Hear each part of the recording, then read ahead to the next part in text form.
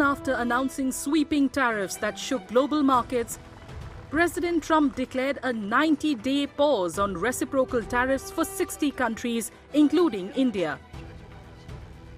Notably, China has been excluded from this temporary relief amid the ongoing trade war. While the baseline 10% tariff remains in place, suspending the additional 26% duty offers Indian exporters some short-term respite. The move is seen as an attempt to stabilise markets and create space for renewed bilateral trade negotiations. We have seen that President Trump, only day before yesterday, has agreed to put 90 days pause on many countries except China in order to discuss or negotiate, as he says that every country is rushing to talk to him.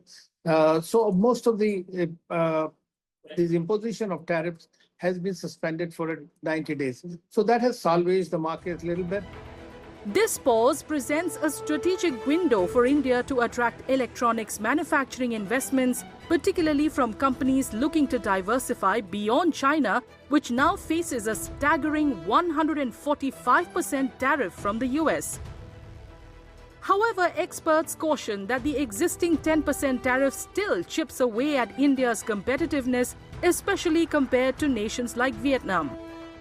To counterbalance this, India is actively negotiating free trade agreements with the European Union, the UK, New Zealand and ASEAN, aiming to reduce its overdependence on the US market.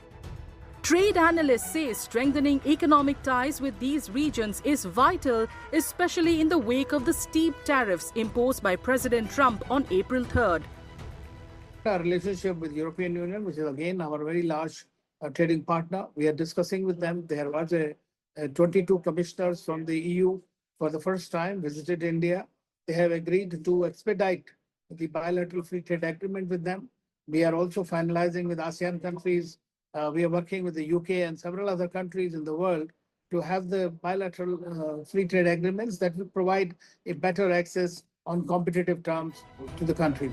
India and the United States are working towards finalizing a bilateral trade agreement by September-October 2025 with an ambitious goal to double trade to $500 billion by 2030. The proposed deal is expected to ease trade norms, generate jobs and boost economic growth. However, experts caution that with President Trump's transactional approach to diplomacy, India must tread carefully to ensure the agreement delivers balanced mutual benefits.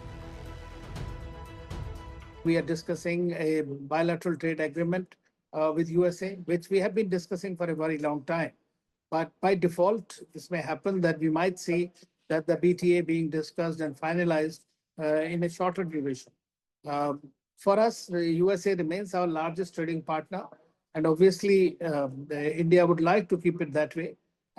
More importantly, in the services and the technology sector, not only the goods, but there are challenges in this also going forward, and we will see how the negotiations proceed. The US remains India's largest export destination, with goods worth $77 billion shipped in FY24. While the 90-day tariff pause brings short-term relief, fresh challenges loom. With the US ramping up tariffs on China, there's growing concern that Chinese goods could be rerouted through India to bypass duties. Experts warn that India must strengthen anti-dumping measures and remain vigilant. At the same time, this is an opportunity to stabilize exports, fast-track trade deals, and reinforce India's image as a reliable global trade partner.